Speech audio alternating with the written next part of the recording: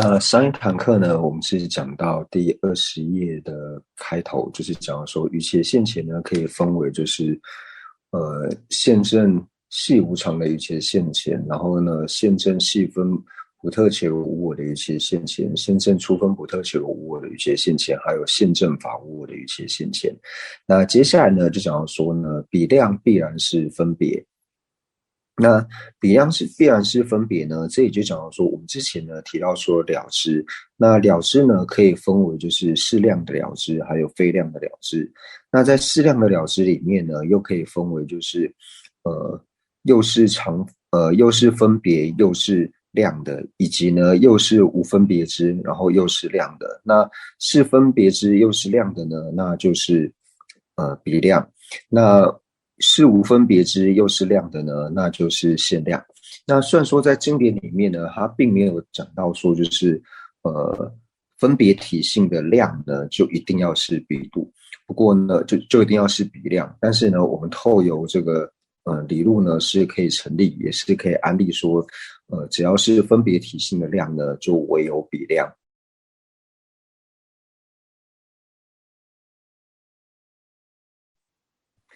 那在藏文里面呢，就是虽然说这里讲到说比量呢必是分别，那就是但他在辩论的时候呢，就是还是会出现，就是以文字来辩论的话，还是会有一些就是字面上的争议。所以如果说我们要顾及到意思以及字义呢，意义以及字义呢，那最好呢是讲到说是推理之量呢必然是分别。那虽然说一般我们在讲到推理之量和比量两者呢意思是一样的，那但是在中文翻也都是翻为比量啦。但是如果说我们把那个比度的那个比呢，就是拿出来做解释的话呢，它就是有这个推比，也就是说去类推的这个意思。所以如果我们要把那个解属爸爸这几个字特别拿出来翻的话呢，就是翻为就是推理。那解属爸爸称嘛，就把它翻为推理之量。那来和就是这边直接翻译的比量呢，然后来做一个区别。那比量必然是分别的时候呢，那为什么说这样子讲呢？就是在辩论的时候呢，会有一些争议呢？因为最主要是考虑到说，就是有法无效的情况状态之下，那什么叫做有法无效？我们举一个比较简单的例子，就是我们知道说，在讲正义论事的时候呢，我们会说，什么什么有法应该是什么什么样，然后呢，以是什么什么故。那如果我们说以身世无常来说的话，那我们的有法呢，如果安立为平直的话，那就变成说平直有法，身世无常，然后呢，以是什么什么故。那在讲到说，就是为什么会提到说这个有法无效的这种辩论呢？因为有法无效的时候，就只说其实你无论安立任何一个有法的时候呢，但是它的这个所立法呢，都是可以成立的。就像说我们说，平直有法，身世无常。那平直有法，身世无常，为什么是可以安立的呢？因为平直呢，它是一个有法。那无论说你的有法安立是平直也好，柱直也好呢，那身世无常这一点呢是没有任何争议的。因为你只要有平直，或者说你的有法是任何一个呢，那一定会有诠释这个的声音，像是全直的平直的声音。那全是平直的声音呢，它呢一定会是无常。因为呢，声音呢，它一定是只要有声音的话呢，它一定是色声香味触呢，就是色法里面的其中一个。那只要是色法任意的话呢，那它一定呢就会是无常。所以，当我们用这个有法无效的这种辩论去辩的时候呢，你无论放任何的一个东西作为有法的时候呢，那比量呢，它也必然呢就会是分别。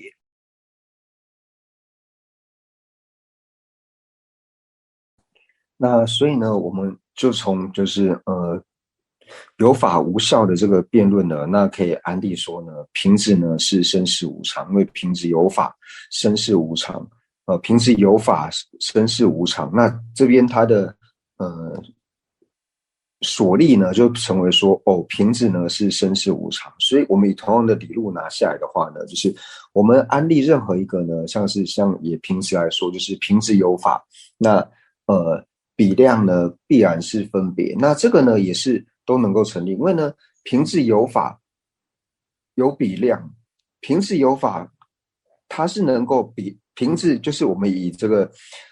有法无效来做辩论的话呢，就说平质有法，然后呢讲到说有比度的时候呢，那就讲到说有比度就表示说比度是存在的嘛，就平质有法是比度。那为什么能够说安利平质有法是比度呢？因为比度呢它本身是存在的缘故，所以这是第一个呢可以安利说就是平质呢它可以安利为就是平时有法是比度，这是第一个能够安利的原因。那第二个能够安利的原因呢，就是平质有法呢，为什么我们可以安利有比度呢？因为呢，平质有法呢，就表示说平质呢它是通达，它是存在的。那既然有平质呢，就表示有能够通达平质的比度，所以由此呢，第二个理由我们可以成立说呢，比度呢也是存在的。那第三个原因呢，就是平质有法，那有比度，为什么有比度呢？因为平质和比度二者呢是相异的。为什么说平质和比度二者是相异的呢？因为我们一般呢在辩论的时候会讲到说有和无呢是相违，但是呢无和有呢并不是相违，就是你只要是存在的法类放在前面的时候呢，那它和另外一个就是有法，无论说你放这个有法是存在或是不存在呢，都可以安利它是相违。所以有和无是相违，但是无和有呢并不是相违，因为呢无呢是不存在的。所以呢当我们把平质放在前面的时候呢，就讲到说平质呢和比度呢是相异的。为什么是相异的呢？因为它们两者呢是相违。但是呢虽然说平质和比度二者呢是相违，但是我们知道说比度呢它是存在的。那比度呢它是存在的时候呢，我们就只能够安利说那它呢是存在的，而且呢它又是存在里面呢常法和无常法当中的无常法。那在无常法当中呢，它又是属于了知。那在了知里面呢，我们就只能它是安利它是分别，因为不会有无分别知的这个比度。所以从这三个理由呢，我们可以安利到说，就是你以平质来作为有法的时候呢，你是可以安利呢，就是比度呢是存在的。那比度又是存在的时候呢，那你在安利说它是量还是非量的时候呢，你也可以安利说比度呢它是量。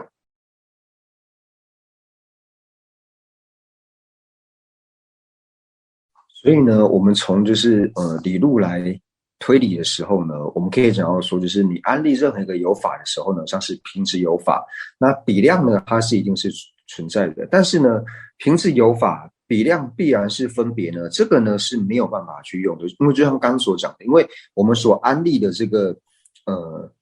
它的有法呢是无效的这个有法，所以你能够就是平质有法，你可以安利呢就是比量，你能够安利比量是存在的。但是平质有法呢，你没有办法安利出平质它是分别，因为呢平质它本身呢就是设法，它既然是设法的话呢，它就不可能呢会是分别质。所以就是说在以就是辩论的角度来看的话呢，就是如果只讲比量呢必然是分别的时候呢，就是当辩论是以这个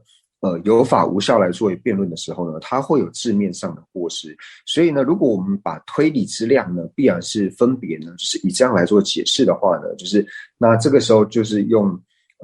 有法无效的这个辩论呢，它也不会造成过失。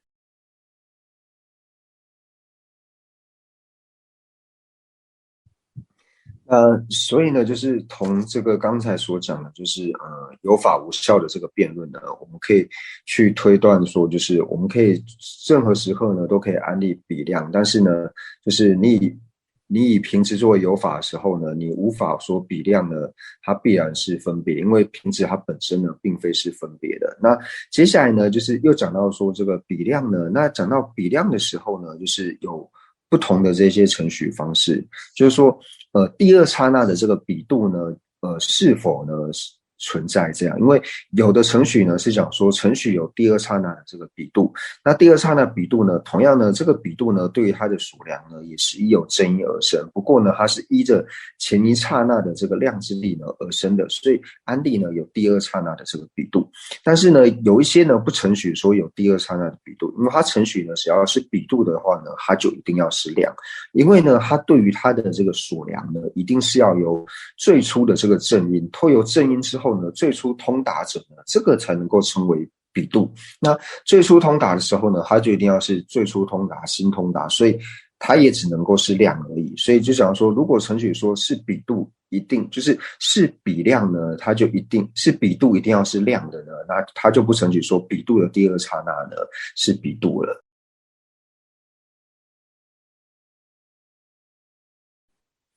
那所以呢，这里讲到说，就是无论我们说是比量呢，必然是分别也好，或者说呢，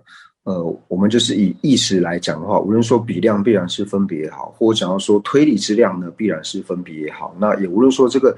比度的第二刹那呢，是否为比度呢？那这些呢，就是我们都呢不刻意去做区别的话呢，就是光讲比量的时候，那讲到比量呢，必然是分别的原因是什么呢？假如说比量必然是分别的原因呢，最主要就是说比量呢，或者说比度呢，它在显现镜的时候，或者说它在显现形象的时候呢，一定是掺杂异共相的，因为是掺杂异共相的缘故呢，所以它必然呢是分别，就是只要是了知的话呢，它一定呢会显现形象，就像说直视兔角的这个分别也好，它也会显现形象。虽然说呢，兔子角呢是不存在的，但是呢，它还是可以显现一个兔子角的这个形象，或者说呢，我们在讲了知的时候呢，就是提到说，当然也有人会讨论说，是了知是否一定会有所缘？那不管说他把这个所缘呢是安立为什么，但是你只要是了知的话呢，它就一定会显现出一个形象。但是呢，这个形象呢又会有两种不同的形象，一种形象呢是掺杂异共相的这种形象，那凡是了知呢掺杂着异共相的形象的话呢，那它就一定呢会是属于分别知。那另外一种形象呢，就是不掺杂异共相的这种形象，就像是呢眼知呢，它在显现瓶子的时候呢，它能够直接显现呢就是镜的志向，就是它能够直接显现出瓶子，它不需要再掺杂着异共相，透有异共相，它能够直接显现出这个镜志向的这种形象，就是瓶子它本身志向的这个形象。所以有两种呢不同的这种显现形象的方式。那讲到说必然是分别的时候呢，就讲到说你只要是无论说讲比量也好，或者说呢推理之量也好，它在显现呢形象的时候呢，一定呢是要掺杂的异共相而显现的缘故呢，所以才讲到说呢，它必然呢会是分别。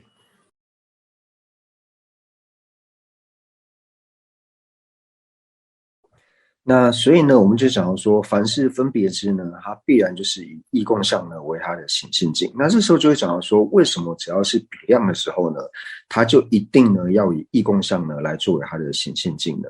因为呢，我们讲到说，比量呢，它一定会是分别的原因是什么呢？最主要就讲说，比量它是如何产生的？比量的因是什么？比量的因呢是正因。它一定要依靠的一个正因，也就是依靠一个理由而生。那在依靠一个理由而生的时候呢，所升起的这个比度或者说这个想法呢，它一定说跟我们的眼知呢，在看到桌上的这个设法，或者说看到桌上的瓶子呢是不一样的。是我们的眼知，像直屏眼知呢，在看到桌上的瓶子的时候呢，它直接就现起了就是瓶子志向的这个形象，它完全呢不需要任何的原因，不需要任何的理由，它眼睛看到呢，它就直接显现出了瓶子它本身呢就是直接的这个形象。但是呢，我们要透过原因的时候呢，就是如果说我们不加上比度这个词，就是以我们一般口语或是以我们一般思维的时候呢，就是如果有人问你说，你桌上的这个瓶子呢是制造者是谁？就是是哪一家公司做的，或者说你是从哪里买来的时候呢？那我们在讲的时候呢，我们自然而然的就会透过一个想法，因为这个是由谁做的，或者说呢你是从哪里买来的时候呢，你在描述这件事情，或是你在想这个的过程的时候呢，自然而然就会产生一个形象以及一个想法。那这个想法我们就想说，就是一个意念的这个觉知，意念的这个了知，能够意念的这个了知。靠着意念的这个了知以及这个形象呢，我们会去想到说，我这个瓶子呢，之前呢是在哪一家店买的，然后我在买的时候呢，那个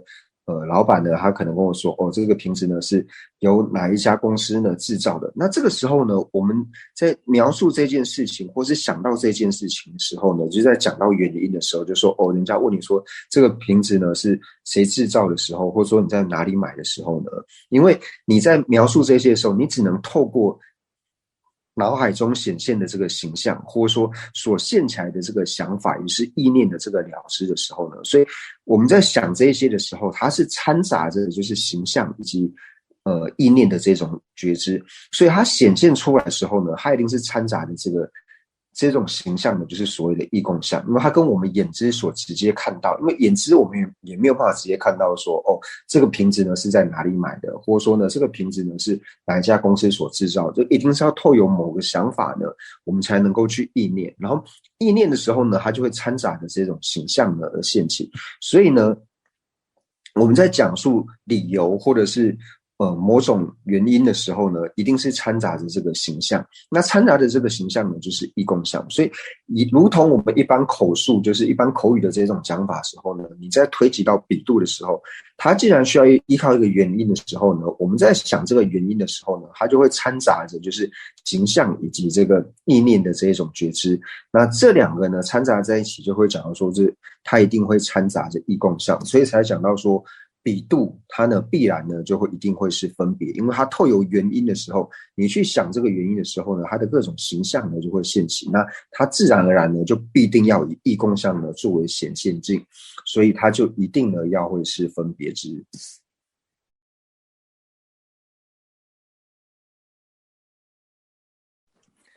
或者说呢，我们举另外一个例子来说，就是以我们比较生活的这种经验来说的话呢，就是为什么说依正因而生的时候呢，它一定要依靠着形象，它无法像眼知呢，在直接显现出志向这样子显现呢？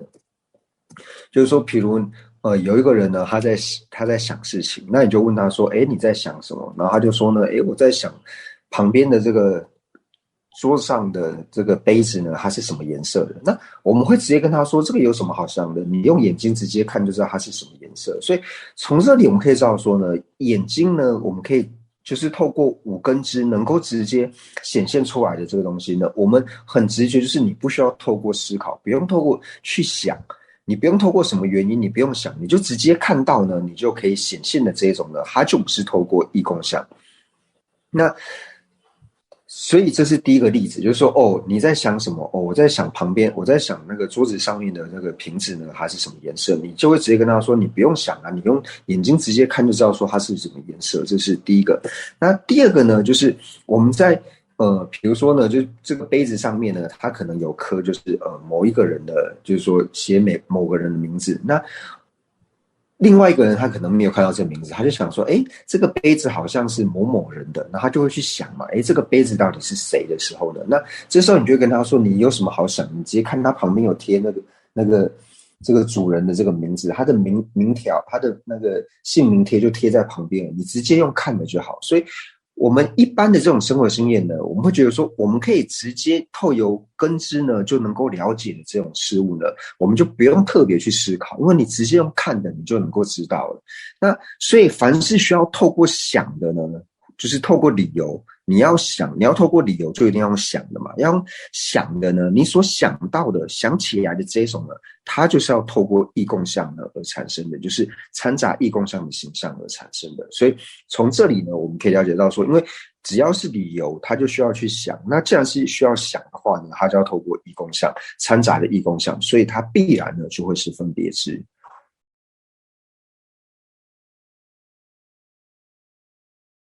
那或是说，举另外一个角度来说呢，就是比如说呢，呃，有人就是说，哎，你现在为什么要戴眼镜？他说，哦，我为了看这个前面桌子上的这个水瓶。然后人家就说，这个水瓶这么大一个，你用眼睛直接看不到吗？你还要透过眼镜，你才有办法直接看到这个瓶子吗？你看这个瓶子这么大一个，你应该不戴眼镜也看得到啊。那从这个叙述能够表示什么？就是表示说我们的眼知呢，能够直接显现的呢，就表示说它是能够直接显现出这个镜，就是能够显现志向的这一种。那等到呢，我们会说哦，你需要眼镜的时候，就表示说哦，是不是你的眼根呢是有问题，你的眼根出了问题，所以你的眼知没有办法直接显现出这个志向的这个镜，你就要透过其他的物品，像是眼镜或是什么东西，你才能够显现出你所要看到的这个物体的时候呢，所以从讲话当中我们可以就了解到说，我们的眼知如果能够直接显现志向的时候呢，它是不需要透过其他东西。我们会说哦，你直接看就好了。如果说，你这样直接看不到吗？你还要戴眼镜吗？你的眼睛是不是很糟糕？意思就是说你的眼根是不是受损的很严重？所以你没有办法直接很自然的显现出这个志向的这个境。所以从言语当中，我们就可以知道说，眼根它不需要依靠任何的外物就能够显现的这种是属于志向的这种境。那所以呢，就从这些理由呢，我们可以去安利到说，哦，凡是比量呢，它必然呢是分别。如果是余邪现前，一定是不错乱的。然后因为如果是余邪现前的话，就是产生余邪现前的时候，一定不会受到错乱因的影响。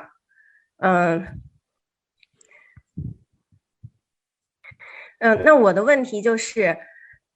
如果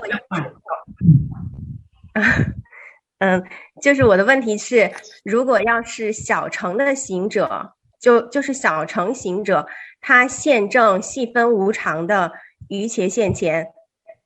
这个余邪现前，因为小乘行者他并不会修习法无我，所以小乘行者他现证无常的这个余邪现前，他会不会显现外境？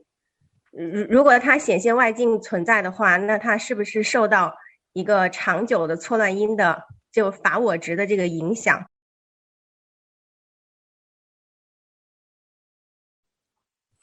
那这里呢，就讲到说，就是人们界说他试着回答看看，就是我们一般呢在讲到说，就是会产生就是错乱之呢，最主要呢就是要由错乱因而升起嘛。那错乱因呢，可以遇到像是这种预言的这种错乱因，或者说我们讲说就是暂时的错乱因，以及就近的错乱因。那暂时的这种错乱因呢，就像是说我们看到就像把雪山呢看成蓝色的，或者说呢把法罗呢看成是黄色的，或者说呢我们手上拿着这个火把或者是香呢，然后快速转圈的时候呢会看成火圈，或者说呢就是这样变成一圈，或者说坐在车子里面呢，那车子在移动的时候呢，会觉得外面的这个树木啊、房子呢在移动。那这种错乱因呢，是属于初分的这种错乱因。那这个初分的这种错乱因呢，就是不用特意去学习中立者，就是我们一般的凡夫呢，也能够了解说，它是因为某种外在的这种因缘呢，所以才产生的这个错乱。是一般凡夫呢，就是不需要透过学习中立呢，他也能够了解说这个错乱因，所以这是属于初分的。那我们讲的就近的呢，那就像是说，就是透由我见习气呢，或者说讲说透由我执这个习气呢所产生的。那以直品眼知来说，那像唯识中来说的话呢，他就曾经说直品眼知呢，它会显现外境。那以中观中来说的话呢，那以应成派来说，他会说眼知呢会显现地识。那虽然说秩序派呢，他不承许说会显现地识，但是他承许的跟就是唯识中一样，他承许说眼知在看的时候呢会显现外境。那这一种呢，它就不是遇到缘的这一种错乱因，它最主要的就是透由我见习气，或者说由我执习气而生的。那所以呢，我们在讲到说，就是无论是声闻缘觉，或者说大乘行者，他心绪当中，虽然说呢，他没有学习这个法我，就是讲到说，那我们在讲到说，无论是声闻圣者，或是余且圣声闻缘觉，或者是大乘圣者呢，那他们心绪当中所现起的这个，就是现证细分无常的这个余且现前呢，那他呢，就是我们讲说余且现前，它既然是余且现前，不管说你是三乘哪一乘，它只要是余且现前的话呢，它的不共真上缘呢，一定呢就是依靠着止观双运三摩地之力而生，它一定是依靠着止观双运三摩地而生。那你要升起止观双运三摩地之前呢，你之前的这个闻思修呢，它是必定的一个过程，所以你是透由串习之力呢而产生的这个不共的真上缘止观双运三摩地。那我们要升起余且现前的时候呢，那就比如说在见道无间道的时候呢，那我们现起了第一刹那的这个余且现前。那这个余且现前呢，它最主要对峙的呢，就是我们所讲的，就是以唯识中来说的话呢，那就是他要对峙的呢就是外境成立。那如果以中观宗来说呢，他所要对峙的呢就是我执，而且呢他是正对峙这个遍计我执，因为正对峙遍计我执的缘故呢，所以他在第一刹那升起于切现前的时候呢，他是不可能产生任何的这个无论说执持外境存在，或者说执持地识存在的这个执着呢是不可能存在的。那虽然说呢，在还没有升起就是第一刹那的这个见道无间道的时候呢，在他前面的这个他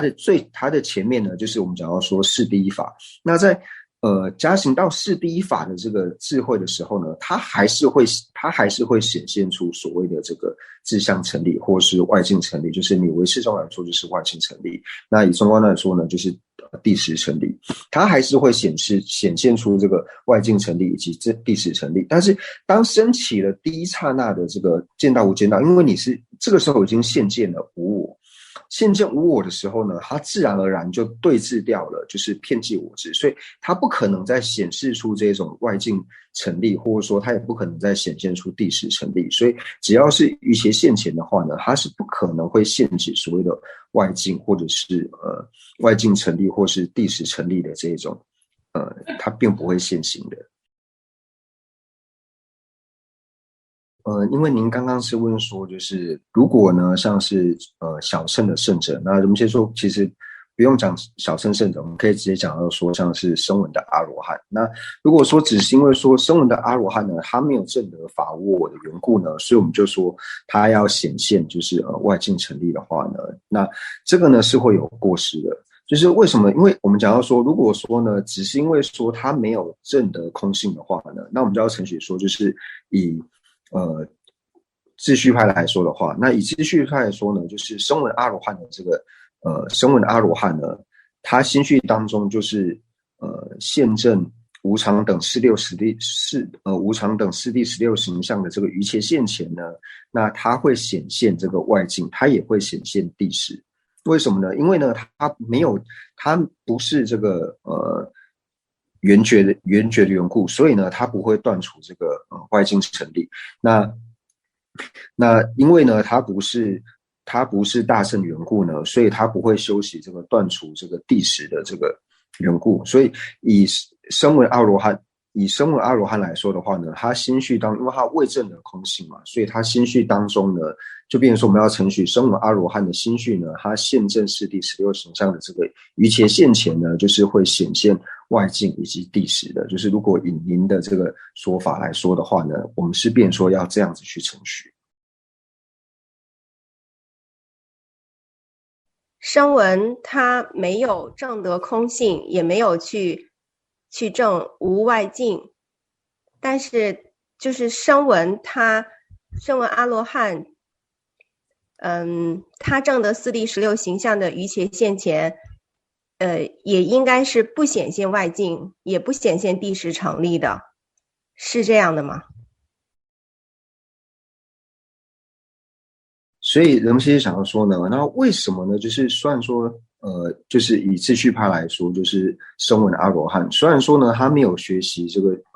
粗分或者是细分的这个法无我，那为什么呢？他在升起这个现证四谛16形象的这个于切现前的时候呢，不会显现这个外境以及显现地识呢？那最主要的原因呢，就是我们有讲到说，于切现前呢，它能够升起的最主要的因呢，就是有不共真上缘呢，止观双运三摩地之力。所以有止观双运三摩地之力升起的时候呢，它是能够遮止掉这个就近的这个错乱因。为什么？因为呢，我们之前讲说，在资粮道的时候呢，就是对于无我呢，在资粮道的时候，对于无我的这个道理呢，那就是能够升起闻慧以及思慧。那到加行道的时候呢，升起了修慧。那在加行道升起修慧的时候呢，这个时候就升起了止观双运三摩地。那虽然说这个时候呢，它还是掺杂着义共相，但是呢，就是透由就是加行道的暖顶忍四第一法呢，就是次第增上而生的时候呢，它在显现无我的这个能力呢，会越来越强。那等到它现证的时候呢，它等于是对于无我呢，它能够像我们眼睛直接看到瓶子一样呢，直接显现。那而且他在现证无我的时候呢，它所显现就是我们之前有讲说，它是这个二显隐没的方式呢，去显现无我的，所以它由这种强大的止观双运三摩地的力量现起的时候呢，它自然能够遮止掉这个我见习气。我见习气是没有办法影响这个瑜伽现前升起，它是无法就是掺杂在里面的，所以才会讲到说，虽然声闻阿罗汉呢，虽然说他没有修习这个粗分以及细分的这个法我，但是呢，他因为着这个止观双运三摩地的这个力量呢，透由止观双运三摩地之力呢，它可以让这个就近的错乱音呢无法就是穿插进去，所以它不会显现就是外境成立以及第十成立最主要原因，就是因为它的不共真上缘是止观双运三摩地的缘故。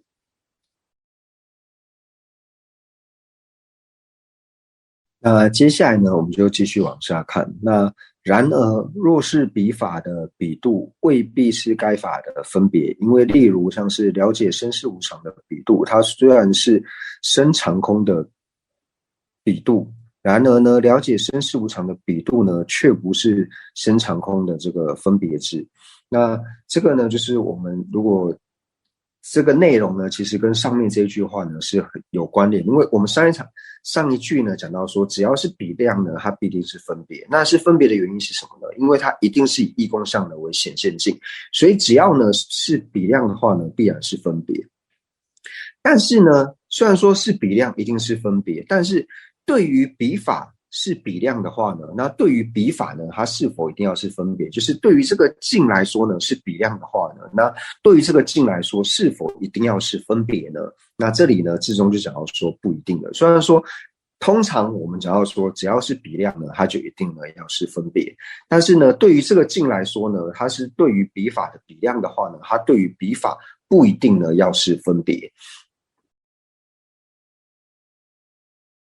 不过呢，就是这一句话我们该怎么去了解？就是讲到说比量呢必然是分别，但是呢，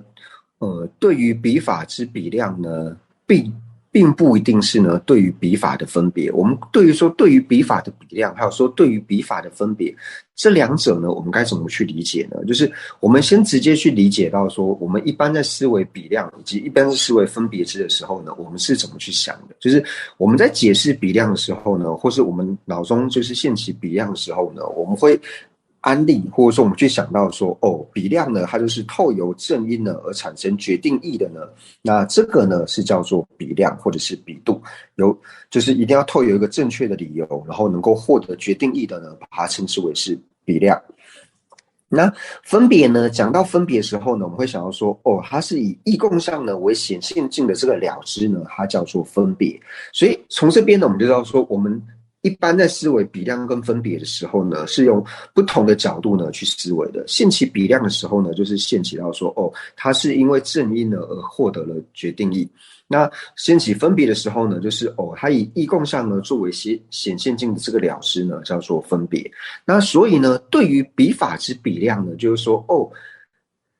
比度就是对于这一法呢，它如果是透由正因呢而获得决定义的呢，那就是对于比法的比度。那对于这一法呢，是现起义共相，就是以义共相为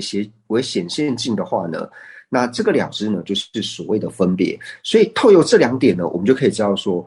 我们对于这一法呢，是因为正因呢而对它产生决定义，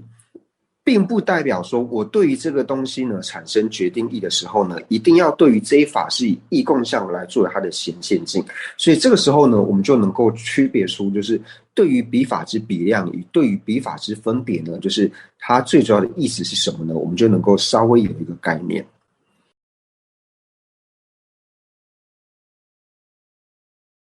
那举的例子来说呢，就讲到说，像是通达声音是无常的这个比度呢，它虽然说呢，它虽然是对于声长空的比量，但是呢，它对于声长空呢，并不是分别，它并非是对于声长空的这个分别。那为什么呢？因为我们在讲到说，就是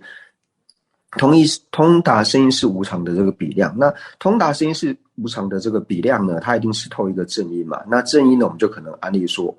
生有法，事无常，那以是所作性，或是以是刹那性，就是我们可以案例各式各样的正因，然后去案例呢，就是所立或者是所成呢是生事无常。那透由这个正因论事呢，我们能够升起了这个比度。所以呢，无论说我们案例就是生因有法，它是无常，以是所作性，或是以是刹那性呢，透由这个正因呢，它能够直接通达的这个所成呢，或者是所立呢，就是生因是无常。所以呢，在通达生因是无常的这个比度呢，它在直接通达它的所量呢，也就是生是无常。那它的直接所量呢，什么叫做直接所量？直接所量就是我们所讲的，就是它所要成立的呢，它最直接成立的就是生因有法，是无常，所以它直接成立的呢是无常，所以它的直接所量就是生因是无常，所以它在通达生因是无常的当下呢，它也同时通达了就是生常空，就是生因是常法空的这一点，就是生因不是常的这个意思。那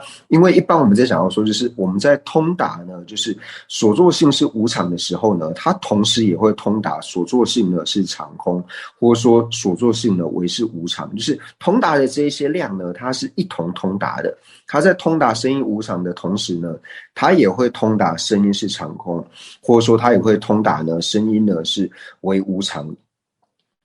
那所以呢，我们就讲到说，通达生因是无常的这个比量呢，它在通达生因是无常的时候呢，因为我们讲说生是无常是它的直接所量，它的直接所常呢就是生是无常，但是呢，它在通达生因是无常的同时呢，它也通达了生是常空。但是虽然说生是常空它也通达了，但是它并不是直接通达，它等于是间接通达。因为我们讲到说，在通达就是所作性一定是无常的时候呢，也会通达所作性一定是常空，所以同样的通达生因是无常的时候呢，它也会通达生是常空。不过生是常空呢，就不是它的直接所量。为什么不是它的直接所量呢？因为并不是这个正因论事的直接所成，因为我们讲的是生因有法，是无常，以是所作性，并不是安立生因有法，是常空，以是所作性故。所以它所直接通达的呢，就是生是无常。所以呢，通达生因是无常的这个比度呢，它对于生是常空这个法呢，它是比量。为什么呢？因为它也是透由正因呢去通达的。虽然说是透由正因通达，但它并不是直接通达，而是间接通达的。所以它对于生常空呢是比量，但是它对于生常空呢，为什么不是分别呢？它为什么不是对于生常空的分别呢？因为我们前面就讲到说，你如果呢对于这一法要是分别的话呢，你就是要显现这一法的异共相。显现这一法是异共相的这个了知呢，才能够称为叫说是对于彼法的分别。但是呢，因为现在现起的这个比度呢，它所显现的异共相是什么？它所显现的，因为我们讲到说直接所量，它只会显现它的直接所量，它的直接所量就是它的显现境，它只会现起生因是无常的异共相之外，它并不会现起生是常空的异共相，因为生是常空并不是它直接所显现的这个所量，它不过是间接通达，所以它无法现起它的异共相。所以呢，通达生因是无常的比度，它对于生常空呢并不是分别。为什么它不是对于生常空的分别呢？因为它没有现起生常空的异共相的缘故。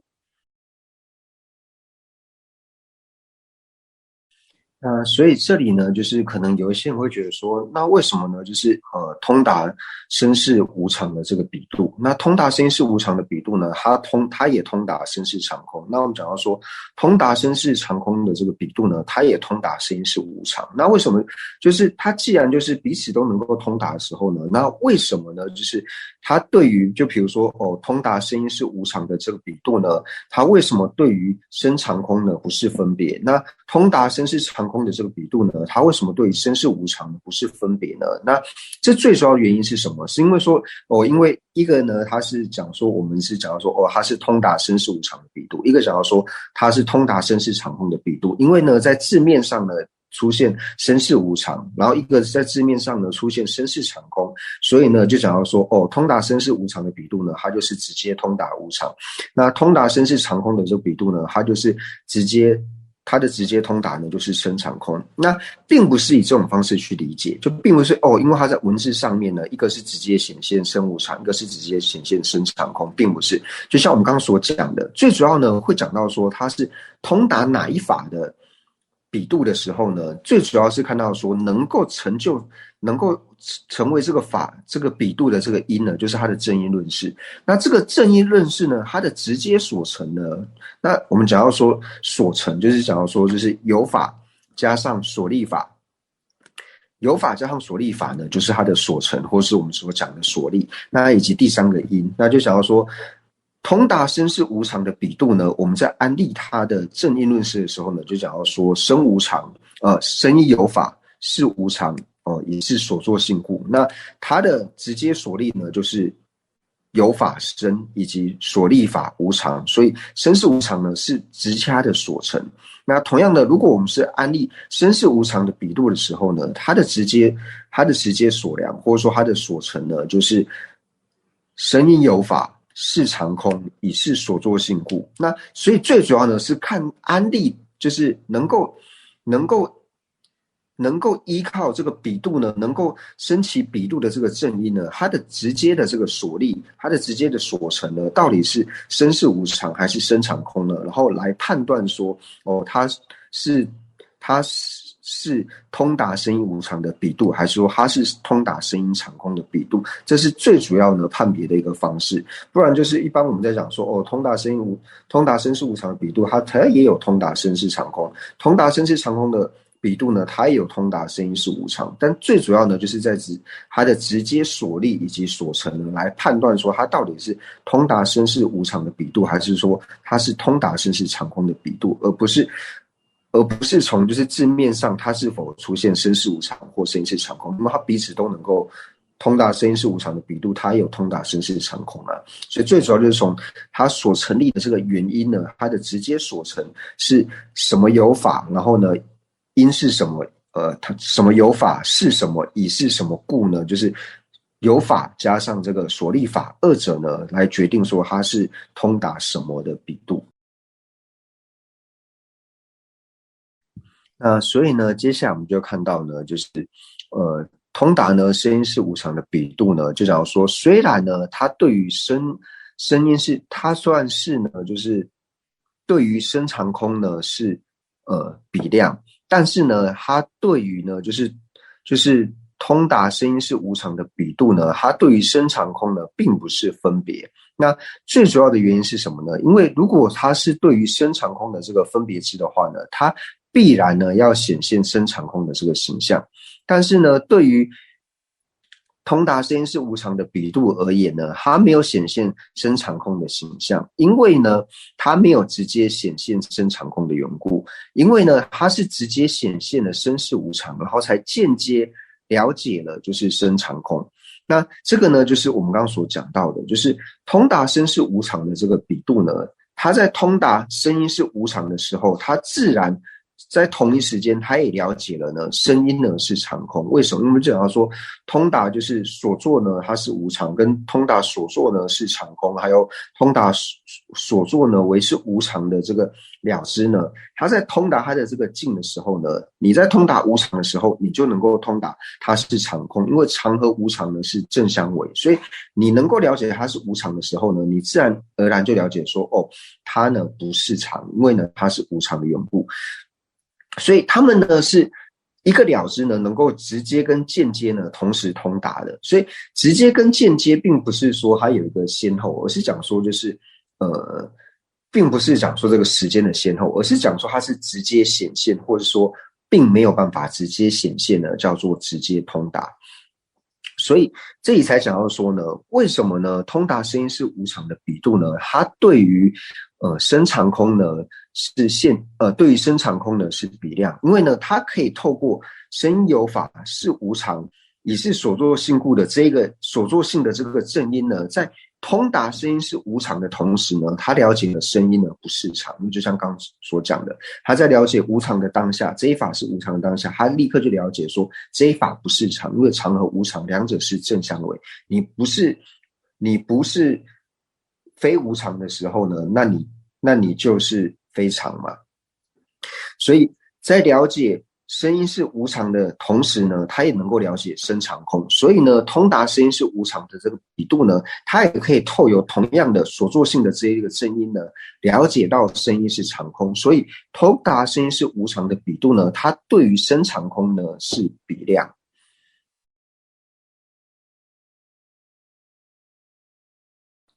所以呢，这里了解呢，就是通达声音是无常的比度呢，它对于呢就是声长空呢是比量，但它并不是呢对于声长空的分别。为什么它对于声长空呢？它不是对于声长空的分别呢？因为它如果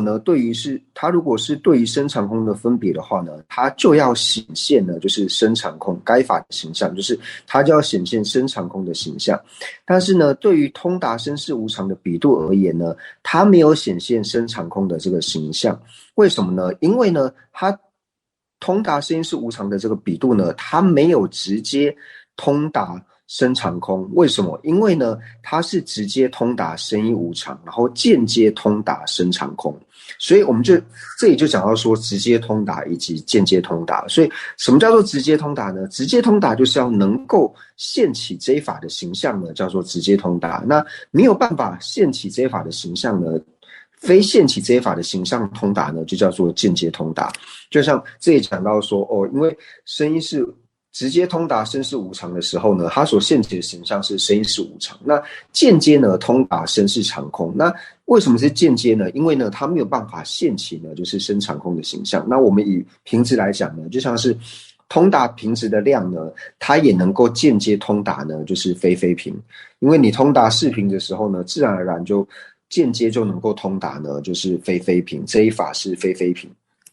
但是呢，平直和非非平能够同时显现嘛？就是没有办法的，就是因为我们讲说它是一个了知的直接跟间接对境的时候呢，就是它同时呢只能够显现出一个。就讲到说它显现声是无常的时候呢，它就没有办法显现声长空；它显现声长空的时候呢，它就没有办法显现声音是无常。所以这两个呢，无论说哪个是直接通达的时候，另外一者呢必定是间接通达。那接下来呢，就是想要说无我的这个主张方式。那就是这里呢，就是要特别呢去了解一下，就是一般我们在讲述到无我的时候呢，指的呢就是人无我。所以在讲到说通达无我的时候呢，是指说就是通达人无我。那虽然说呢，在主张无我呢，就是我们在安立就是无我的方式的时候呢，是可以安立就是有两种无我，就是人无我以及法无我。但是呢，在通达我们一般在讲通达无我的时候呢，一定就是指说通达人无我，并不会讲到说通达人无我的方式或是通达法无我的方式有两种，并不会这个样子。就是讲到说通达无我，就是讲说通达人无我。那虽然说在承许无我的时候呢，会有不同的这个承许的方式，就是会有承许人无我以及承许法无我这两种不同的这种承许方式。但是在讲到通达无我的时候呢，一定是指讲到说通达人无我。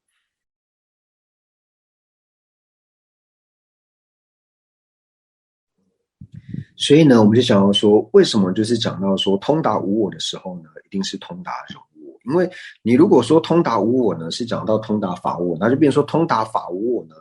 通达法无我的时候就要跟着通达人无我，通达人无我的时候呢就要通达法无我，这个是没有办法安立的。那第二个理由呢，为什么会讲到说我们一般在讲到说无我的时候呢，会讲到说是通达人无我？因为我们知道说通达人无我呢，它最主要对峙的呢就是我执。那我执所执持的执着呢，就是讲到说人我执。所以并不是讲到说这个法我执，因为人我执和法我执是不一样的。因为一般我们讲的我执就讲到说就是执持普特伽罗有我的这种执着，那执持普特伽罗有我的执着，它并非是法我执。所以在讲到说通达无我的时候呢，一定呢是讲到说通达人无我。因为你不会再讲到说我执的时候呢，你会去讲到说这个是法我执。因为一般在讲我执，就是讲到说普特伽罗有我的这种执着呢叫做我执，而通达无我的智慧呢，它就是对治我执。所以从这边呢，就是会理解到说为什么讲到说通达无无我，一定是想要说人无我。那虽然说在讲到通达的方式呢，是想要说一定要是通达人无我，但是在主张无我的时候呢，就是安立无我的时候呢，可以安立到有人无我以及法无我这两者。那这个呢是要区分清楚的。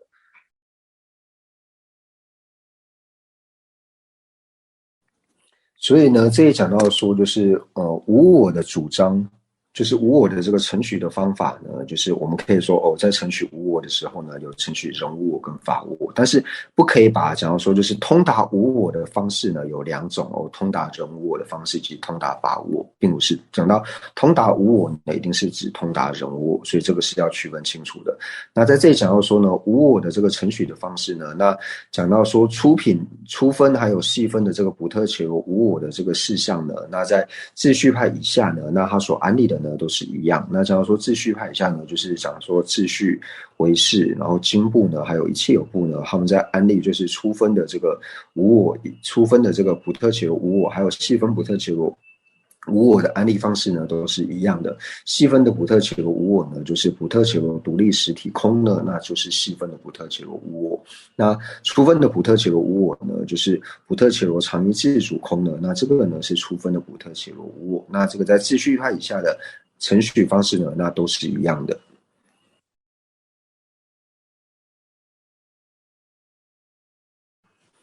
那对于说法无我的这个事项呢，那为什么会安立到法无我呢？那我们知道说，就是佛教的四部宗义呢，就是分为大乘宗义师还有小乘宗义师。那在只要呢，就是显示二种无我的这种宗义呢，就是无论说它是直接或是间接，就是有显示两种无我的这个宗义呢，就称之为是大乘的宗义。那无论是间接或是间接呢，都不显示法无我的，那这个呢就是小乘的宗义。因为小乘的宗义师呢，他们承许说呢，诸法呢都是法有我的，所以他的在只要是直接或是间接呢，它都不会显示有所谓的这个法无我。所以我们可以从就是直接或是间接显示呢，就是你只要有显示到两种无我的呢，那就是属于大乘的宗义。那没有显示这两种无我的呢，就是仅仅显示就是补特伽罗无我，没有讲到关于法我内容的呢，那这个呢就是小乘宗义。那在两种宗义师里面呢，那讲到说大乘宗义师，那大乘宗义师呢就讲到说唯识还有中观，那中观又有中观秩序以及中观应成派。那他们在安立法无我的时候呢，那就以秩序派来说的话呢，那虽然说我们讲到说就是随经部型的这个秩序派，但是随经部型的秩序派，并不是说它所有的程序呢都和经部中呢是一样的，因为经部中呢并不承许说有法无我，但是呢秩序派呢它还是承许这个法无我的。那在秩序派呢，它所称许的这个法无我里面呢，最主要它是安立到这个地识不成立，就是呢它所遮止的呢就是地识，然后所能成立的呢就是地识空，所以地识空呢是他们的法无我。那以应成派来说的话呢，那应成派呢，它的就是自性成立还有地识成立呢，那这两个的所破呢是安立是一样的，所以说它所安立的法无我呢，就是像自性成立空或是地识成立空的，那都是应成派的法无我。那对于唯识宗来说呢，就是唯识宗我们之前有提过，就是唯识宗呢，它有安立了两种不同的这个法无我，那就像是色和直色之量的直异空的这个空性，然后呢还有就是我们之前所讲的，就是色为全色之身的去入境之相成立空的这一点呢，就是有两种不同的这个安立。不过现在在课文里面呢，它就是只安立了就是色即直色之量直异空的这个空性。那所以就是唯识宗呢，它安立了两种不同的法我，那这个和中观宗呢是稍有区别的。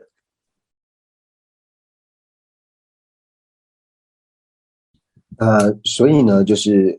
为什么这里是安立这个色即直色之量直异空的这个空性呢？那最主要呢，就是出自于就是七部量论。那七部量论呢，它在里面解释就是空性的内涵的时候呢，它最主要讲的呢就是像这里所讲的色即直色之量呢直亦空，或者说我们一般所讲的能取所取呢直亦空的这个空性呢，或者说讲到二取空的，那它的意思呢都是一样的，或者说讲到外境成立空的这个空性，那这个最主要是出自于七部量论。但是除此之外呢，就是在我们还有案例，就是成为分别心单着式的自相成立空，或是摄为全色之身的这个去入境自相成立空呢，那把它觉知为空性呢，最主要是出自于就是无着菩萨呢他所造的这个菩萨地论或者是摄论。那菩萨地论跟摄论呢，最主要的依据呢，就是依着解深密经。那就是宗喀巴大师呢，他在抉择就是唯识宗的见解的时候呢，然后从无着菩萨所造的这个菩萨地论呢，还有摄论当中呢，然后又抉择出了这个观待分别意志的这个见解，就是成为分别心的这个单着式呢自相成立空，或是成为声音去入的去入式呢自相成立空的这个空性呢，把它抉择它也是唯识中的这个法无我。那也因为宗喀巴大师呢，他抉择出了这个观待分别意志的见解呢，所以我们把宗喀巴大师呢安立为就是雪域的大车鬼，最主要原因呢就是这一点。所以呢，我们一般在讲述到就是虽然说这里只有安立了就是色即直色之量直亦空的这个空性，虽然说只安立了这个，但是问到说那是否唯识中呢就只有色即直色之量直亦空的空性呢？并不是的，因为它还有就是另外一个观待分别意志的这个见解的空性。